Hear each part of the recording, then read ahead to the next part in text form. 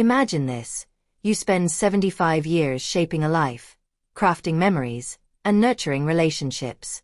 You accumulate wealth beyond your wildest dreams. $50 million, to be exact. You raise 4 children, believing they will be your legacy, your source of comfort in your later years.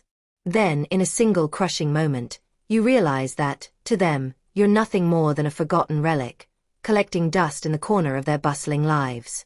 Before we dive back in, let us know where you're tuning in from. If this story resonates with you, don't forget to hit that subscribe button because tomorrow, I've got something even more special lined up just for you. My name is Elizabeth Flores, but everyone calls me Liz. I'm 75 years old, and today, I want to share with you a story that completely transformed my understanding of love, family, and the choices we make. This is the story of how I came to learn that sometimes, the people we love the most are the ones who hurt us the deepest. It started one quiet morning, in my Pacific Heights mansion. The sun was shining through the lace curtains of my breakfast nook, casting delicate shadows across the mahogany table that had seen decades of family meals. As I sat there, sipping my coffee from a delicate porcelain cup, one that my late husband, Marcus, had given me for our 25th anniversary, I found myself in a strange mood. The house was unusually silent, but it wasn't the peaceful solitude I had become accustomed to since Marcus passed. This silence felt heavy, laden with anticipation. Today was the day of the annual Flores family reunion. It was a tradition I had started 20 years ago, when my children were still young enough to want to spend time with me. Back then, they didn't need to be bribed or guilted into family gatherings. But as they grew older, those warm days of togetherness started to dwindle. I hadn't seen my children all together in quite a while, and this year, I had a deep desire to reconnect, to truly connect, beyond the obligatory family visits and superficial conversations. In preparation, I had spent the last week planning every detail of the reunion. Even though Maria, my loyal housekeeper, insisted she could handle it all, I wanted to make it perfect. This wasn't just about food or decor, it was about making moments that mattered. The dining room table was set with our finest china, Waterford crystal gleaming in the sunlight. The turkey was already in the oven, filling the house with the same familiar aroma that had once drawn my children to the kitchen, eager for dinner. As I waited, I thought about each of my children, Roberto, Carmen, Diego, and Isabella, and wondered what they were doing at that very moment. My eldest, Roberto, now 47, had become a successful cardiac surgeon in Los Angeles. He had always been the serious one, focused on his career even as a child, reading medical journals instead of playing like his siblings. Then there was Carmen, my 44-year-old daughter, who lived in New York. She had followed in my entrepreneurial footsteps but chose real estate over medical supplies. Carmen had always been independent, never letting anyone close enough to help or, perhaps, even to love her.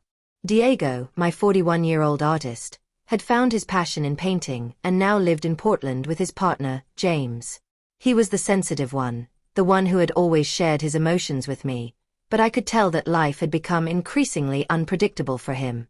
And Isabella, my youngest at 38, was a marketing executive in San Francisco, juggling a busy career and raising 2 small children with her husband.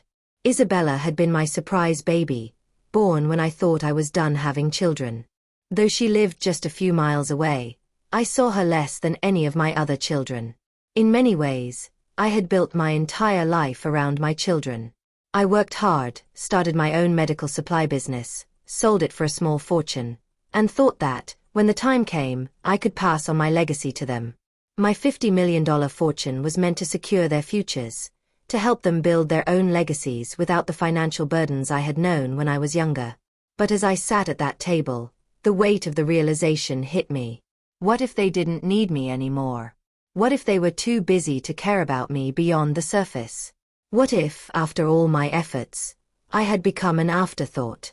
When the doorbell rang at noon, I stood up, smoothing my navy silk dress, one that Marcus had always loved.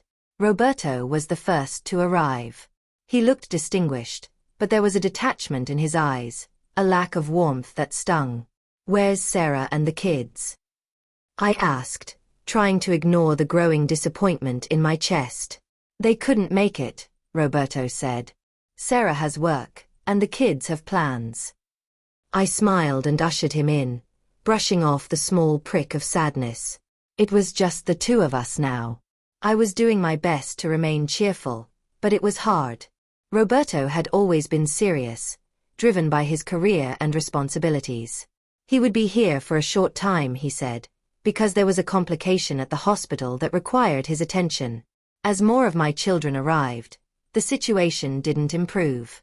Carmen, dressed in her business attire, apologized for being late, and we exchanged small talk that seemed more like pleasantries than real conversation.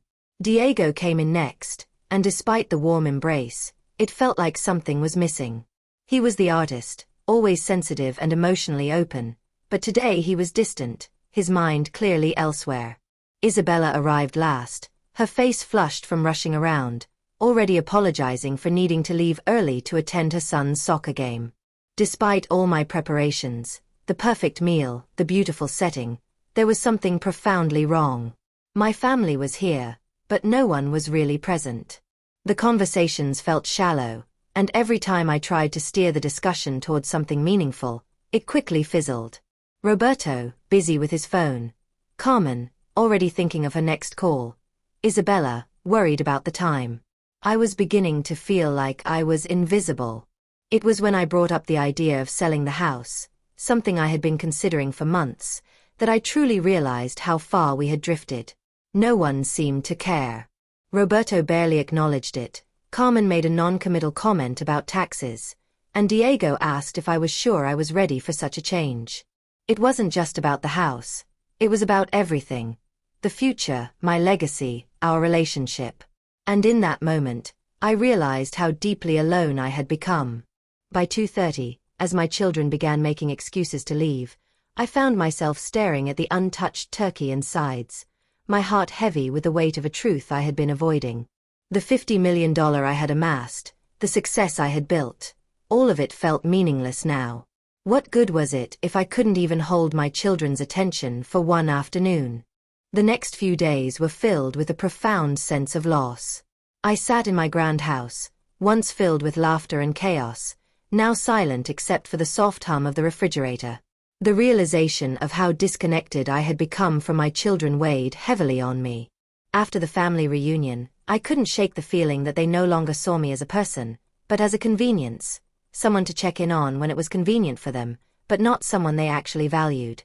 It was as if I had become nothing more than a footnote in their busy lives. It wasn't just about the reunion. I had always known that my children were busy, that they had their own lives to lead. But this felt different. There was a distance that had grown over the years, a shift I hadn't fully noticed until now. They had their careers, their families, their problems. And somewhere along the way, I had become an afterthought. I couldn't help but feel resentful, even though I knew part of the responsibility was mine for letting it get to this point.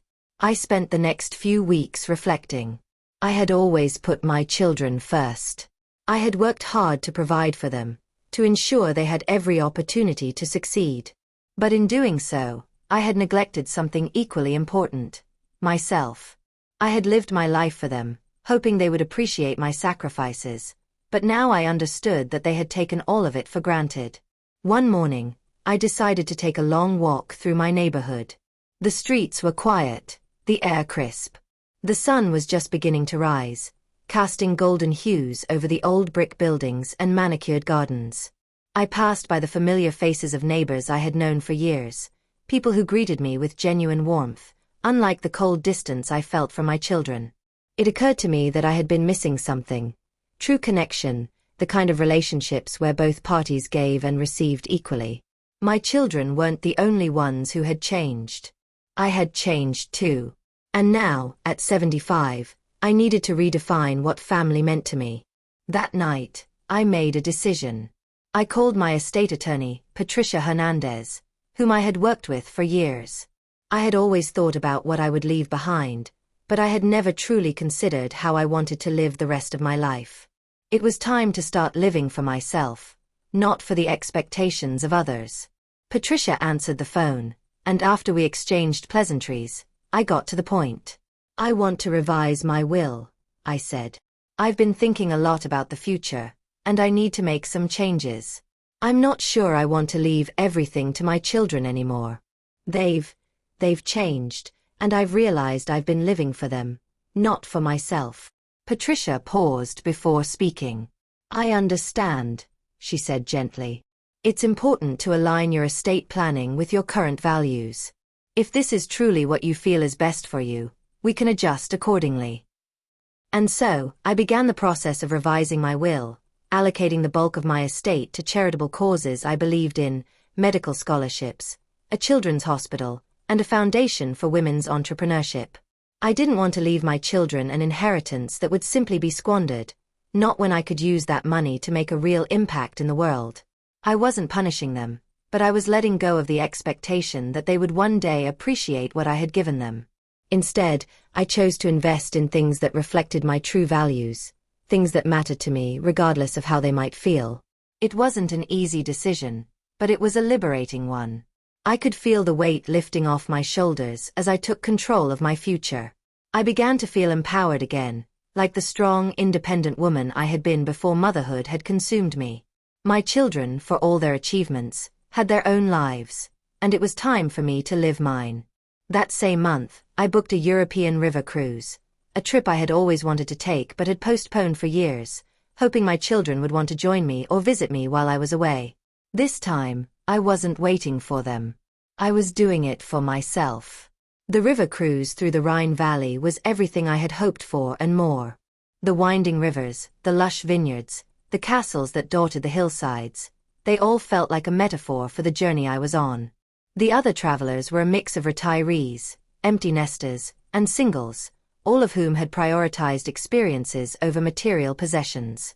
They were all eager to connect, to learn, and to live fully in the moment. The daily excursions to medieval towns and wine cellars provided plenty of opportunities for conversation and connection, and I found myself enjoying the company of people who appreciated me for who I was, not for what I could give them. One of my roommates on the cruise was Ellen Murphy, a widow from Boston. Like me, she had grown tired of the emotional distance from her children and had stopped trying to force family closeness. We spent many evenings on the deck watching the sunsets, talking about our lives and the children who seemed to forget the value of family once they became adults. "My daughter keeps saying I should move closer to her family," Ellen told me one evening as we looked out over the river. "But every time I visit, I feel like I'm intruding. They're polite, but I feel like a burden. I'd rather stay where I am and see them when I can, instead of living closer and feeling like I'm imposing on their real lives." Her words resonated deeply with me. I, too, had longed for the closeness of family, but I had come to realize that my children's lives were no longer centered around me. They had their own priorities, and I had to accept that. It wasn't about me being less important. It was about their own lives taking precedence, as they should. But what I didn't expect was that I could build my own life, full of people who cared about me without feeling like an obligation. I had spent so many years trying to convince my children of my worth, but I was learning that I didn't need their validation to live a fulfilling life. Ellen and I became fast friends, sharing our stories of being emotionally distant from our children, and I found myself thinking about the life I had built with Marcus. We had been a team, not just parents, but true partners. And though I missed him deeply, I could finally see that I had the power to recreate that sense of partnership in my own life, without relying on my children to provide it. The cruise gave me new clarity on my priorities. I realized that my financial legacy, the money I had accumulated over a lifetime of hard work, wasn't as important as I had once thought. What mattered now was the impact I could make on the world, through my charitable donations, through the relationships I built with people who appreciated me for who I was, not because they had to. Returning home from the cruise, I felt a renewed sense of purpose. The house that had once felt empty now seemed like a canvas waiting to be filled with new experiences. I could bring people into my life who valued me, not because I was their mother, but because we genuinely cared about one another. And as I settled into this new chapter, I realized I had done something far more difficult and meaningful than I ever thought possible. I had stopped waiting for my children to love me in the way I wanted, and I had started loving myself. It was a freedom I had never known, and it was beautiful. The months that followed my European river cruise brought a sense of peace and purpose that I hadn't known in years. I was no longer waiting for my children to call or visit, no longer planning my life around their schedules. Instead, I filled my days with activities that truly brought me joy. Volunteering at the children's hospital, engaging in meaningful conversations with new friends, and even taking on leadership roles in charitable organizations that reflected my values. I was creating a life that was entirely my own. And yet, despite all the new connections and the emotional freedom I had found, I couldn't shake the occasional pang of longing for a deeper connection with my children. I had let go of my expectations, but that didn't mean I didn't still miss them. They were my children, after all. I had invested so much of myself into their lives, and it was hard to accept that they no longer seemed to value that investment. Still, I understood that there was no changing the way they had chosen to live their lives. The question now was whether I could accept them as they were, without resenting them for not being who I wanted them to be. It wasn't until I received a phone call from Roberto that I began to understand how far we had come, and how much had changed. His voice was different this time. There was no professional distance or detached tone. For the first time in years, he sounded vulnerable. "Mom, I think we need to talk," he said, his voice heavier than usual. "I've been doing a lot of thinking, and I realize I've taken you for granted. I haven't been the son I should have been, and I'm sorry for that." I was quiet for a moment, not sure how to respond. His words felt like an unexpected gift, one I hadn't anticipated. After all, the last time we spoke, he had been emotionally distant, wrapped up in his own life and struggles. I had no idea what had prompted this sudden change. "You don't have to apologize, Miho," I finally said, my voice soft. "I've learned to live without expecting you to be the son I hoped for. But I appreciate you saying that." "I do." "Yeah," he continued. "I think I've been so focused on my career and my own problems that I forgot about the people who really matter. I've been distant, and I'm sorry for that. I want to make it right." I listened, my heart both heavy and hopeful. It had taken him a long time to come to this realization, but maybe, just maybe, this was the beginning of something different. I didn't expect everything to change overnight, but I allowed myself to hope that this conversation marked the start of a shift, not just in Roberto, but in all of us. He asked if he could visit, and I agreed without hesitation. When he arrived, it was like something had shifted. There was an openness to him, a willingness to engage with me that hadn't existed for years. We spent the weekend together, reconnecting over long walks and even cooking dinner together, something we had never done when he was younger. It was slow, delicate work, but it felt like progress. That weekend, Roberto talked openly about his marriage falling apart, about his fears and regrets. I could see the weight of his career, of trying to balance it all, bearing down on him. But there was something else, too, a realization that he had been neglecting not just his marriage, but his relationships with the people who mattered most. He seemed to recognize that I had been one of those people, that I had been an emotional support throughout his life, and that I was worth more than a quick phone call or a holiday visit out of obligation. That same weekend, I had conversations with Carmen and Diego. They didn't seem as convinced as Roberto, but they were slowly beginning to see that I was no longer the woman who needed them to meet her emotional needs. I had moved beyond that. Still, I was careful not to expect too much. I had learned that pushing for change only led to disappointment. Instead, I focused on the things I could control, my own responses and expectations. Over the following months, there were moments of progress. My children began to call more often, not just when they needed something, but to check in. There were times when they reached out to me for advice, not as a distant, obligatory gesture, but because they genuinely valued my opinion. Still, there were times when I felt the old patterns creeping in. The distance, the lack of emotional connection. But each time, I reminded myself of how far we had come. It wasn't perfect, but it was real. One summer afternoon, a year after the failed family intervention, I sat in my garden, surrounded by flowers and sunlight. It had become a symbol of my life, a place where I nurtured what mattered and allowed other things to fade away.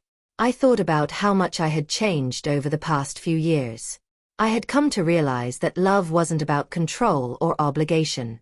It was about choice, and sometimes that choice meant accepting the people you loved for who they were, not for who you wanted them to be. The house no longer felt like an empty shell. It was a home filled with the potential for new relationships, for deeper connections with friends who had become like family. I had come to understand that family wasn't just about blood. It was about the people who chose to be a part of your life, the ones who saw you and valued you for who you were, not because they had to, but because they wanted to. And so, as I sat in my garden, I made a decision. I would no longer measure my worth by the attention or affection of my children. I would love them, but I would also love myself. I would nurture the relationships that mattered, and I would continue to create a life that was mine, not for anyone else but for me. I had lived my life for others long enough. Now, it was time to live for myself. As summer gave way to fall, a strange sense of clarity settled over me. I had spent so much of my life focusing on the people I loved, trying to make them happy, trying to mold them into who I thought they should be. But in letting go of that control, I found a freedom I had never known. It was as if the weight that had hung over me for years, this desire to be needed by my children, had lifted, and I could finally breathe. I focused more on my passions. I took up new hobbies, volunteered more hours at the children's hospital, and worked on various projects that brought me a deep sense of fulfillment. The people I met along the way, those who shared my interests, became the family I had always longed for, but never quite had. I learned what it felt like to be truly seen, not just as a mother, but as a woman in my own right, someone with her own dreams, experiences, and purpose. But as much as I relished the new, vibrant life I was building, the question of my children still lingered in the back of my mind. I didn't expect them to change overnight, but I hoped more than anything that they would see me for who I was now, not just for who I had been in their lives. It wasn't until I received a letter from Roberto that I knew how far things had truly come. The letter was long, but the message was simple. He had realized how much he had taken me for granted. He wrote about his regrets, about the ways he had let his work and his own issues take precedence over his relationship with me. But the most moving part was his acknowledgement that he had never truly seen me until now, not just as his mother, but as an individual with her own experiences, struggles, and wisdom. Reading that letter, I felt something I hadn't felt in years: hope. It was a quiet, tentative feeling, but it was there. It reminded me that the work I had done on myself, the journey I had taken toward emotional independence, had opened the door for change in ways I hadn't expected. I didn't know what the future held for my relationship with my children, but for the first time in a long time, I felt that we might have a chance at rebuilding something real. In the months that followed, we started talking more openly. Roberto visited me more often. We didn't always agree, but there was a new level of respect between us. He was making an effort to connect with me, and I was doing my best not to hold on to the bitterness that had once consumed me. Carmen, too, had reached out, and while our conversations were still awkward, I could see that she was trying to understand me better, trying to be present in ways she hadn't been before. Diego was still Diego, distant in his own way, but even he had begun to check in more, sharing stories about his life in a way that felt more personal, less transactional. Isabella, the one who had always seemed the most emotionally disconnected, surprised me with her sincerity when she called to apologize for the distance that had grown between us.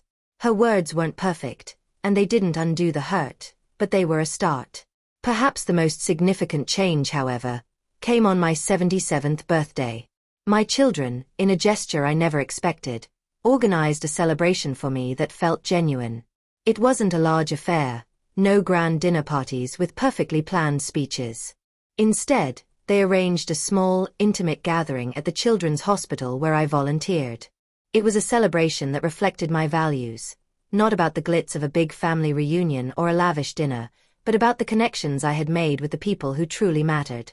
There were volunteers, hospital staff, and even families whose children had been helped by the work I was involved with. My children, who had once been so caught up in their own lives, took the time to meet the people who were important to me. I could see the sincerity in their actions, and for the first time in a long while, I felt that they were seeing me, not as the mother they were supposed to love, but as a person worthy of respect and admiration in her own right. The evening was simple but profound. Roberto gave a speech, one that nearly brought me to tears. He acknowledged the mistakes he had made in the past, but he also recognized the woman I had become. Our mother taught us that success isn't just about what you achieve professionally, he said, his voice shaking slightly. It's about what you contribute to the world and how you treat the people you love. We lost sight of that for a while, but she never stopped living it. As I listened to his words, I realized that the journey I had been on wasn't just about my own growth. It had also had an impact on my children. They had witnessed my transformation, and in their own way, they had started to change too. The evening ended with laughter, heartfelt hugs, and a warmth I hadn't felt in years. As I looked around the room, I realized that I was surrounded by people who had finally learned to love me. Not out of obligation or duty, but because they wanted to. And that, more than anything, was the true legacy I wanted to leave behind. That night, as I lay in bed, I thought about the future, about the many years ahead, the new adventures, the relationships I would continue to nurture. I realized that I had already created the life I had always wanted. I was no longer waiting for the world or my family to give me permission to live fully. I had taken the reins, and I had built something far more meaningful than I could have ever imagined. And maybe, just maybe, my children had begun to understand the same lesson. The seasons passed quickly. Fall melted into winter, and winter's cold gave way to the soft renewal of spring. My life had become a quiet masterpiece of my own making. I had forged new connections, deepened old ones, and most importantly, I had learned how to love myself fiercely and unconditionally. My 77th year was marked by a deep peace that had once felt unattainable. But as much as I had reshaped my life, the past still lingered in unexpected ways. It wasn't a heavy burden anymore, but there were moments, small moments, when I could feel the weight of it. The relationship with my children was still fragile, a work in progress. I had come to understand that rebuilding trust after years of neglect and misunderstanding wasn't an easy task, but it was possible. One afternoon, as I walked through the park near my home, I saw Diego sitting on a bench, staring off into the distance. His posture was the same as it always had been, distant, as if something important was weighing on his mind. He saw me approach and straightened up, the same polite smile crossing his face. But today, there was something different. There was an openness to his expression that I hadn't seen in years. "Hey, Mom," he said softly, the words almost uncertain. "Hey, Diego," I replied, sitting down beside him. We didn't say anything for a few moments, just taking in the tranquility of the park around us. After a while, he broke the silence. "I've been thinking about what you said, about relationships needing effort, not just obligations." His voice was more vulnerable than usual. I think I've been missing that." I turned to look at him, taking in the rawness of his words. Diego, my son who had always kept his feelings so guarded, was speaking to me like a man finally ready to acknowledge the complexity of the relationship we had. "I've been so caught up in my own world," he continued, looking down at his hands, "that I never really stopped to think about what you might need. I'm sorry for that." I felt a lump form in my throat, but I didn't want to interrupt him. This was his moment, not mine. "I don't know if I can make up for all the years we missed," he added, "but I want to try." A soft, bittersweet smile curled on my lips. "You don't have to make up for anything, Diego. I just want you to be present, to see me for who I am now, not just as your mother but as me. I don't need you to fix things or feel guilty. I just need you to care." Diego nodded, his eyes glistening with emotion. "I do care. I really do. I need to learn how to show it." I squeezed his hand gently. "We'll both learn, won't we? Together." The conversation wasn't a resolution, not in the way I had once imagined. It was the start of something deeper, more real. Diego wasn't the only one who had to learn how to change. I had to adjust my expectations too, to allow space for him to grow into the person he needed to become, not the person I wanted him to be. As the months went by, my relationship with all my children continued to evolve. The cracks that had once seemed insurmountable slowly began to heal, layer by layer, through small gestures of understanding and acknowledgement. I didn't expect perfection, nor did I want it. I simply wanted realness. And little by little, that's exactly what I got.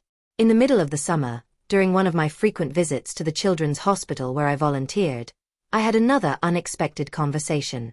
It was with Isabella, my daughter, the one who had always seemed to float in and out of my life with little emotional depth. We sat together in the cafeteria, the soft hum of activity around us, and she took a deep breath before speaking. "Mom, I've been thinking a lot about everything," she said, her voice quiet but steady. "About how I've treated you, about how I've treated myself. And I've realized that I've been running from things, hiding from what really matters." I glanced up at her, surprised by the seriousness in her tone. "I don't know if I've ever truly seen you," she continued, looking me straight in the eyes. "I've been so focused on my own life and fears that I never considered what you needed. I've never taken the time to understand you." I reached across the table, my heart swelling with the words she was saying. "Isabella, it's never been about me needing you to understand everything about me. I just needed you to see me, to care." Tears filled her eyes, and she nodded slowly. "I see you now, Mom. I really do. And I want to do better." It wasn't the sweeping reconciliation I had dreamed of in my younger years, but it was real, and it was enough. For the first time in a long time, I felt that my children were beginning to understand me, not as their mother who had always given, but as the woman I had become, the woman who had learned how to let go, to grow, and to live for herself. By the time autumn arrived, I had a sense of peace that was both profound and gentle. My relationships, especially with my children, had found a new rhythm. We were all still learning, still evolving, but the foundation we were building felt steady. It wasn't perfect, but it was real. In the quiet moments, as I stood in my garden or took walks in the park, I realized that I had found something more valuable than any inheritance or legacy I could leave behind. The understanding that life is a series of choices, and the greatest gift we can give to ourselves and others is the freedom to make those choices authentically. I wasn't waiting for my children to love me in the way I had once expected. Instead, I had learned to love myself, fully, without hesitation. And in doing so, I had opened the door for love to flow back to me, from them and from the world around me. And that, I realized, was the most beautiful legacy of all.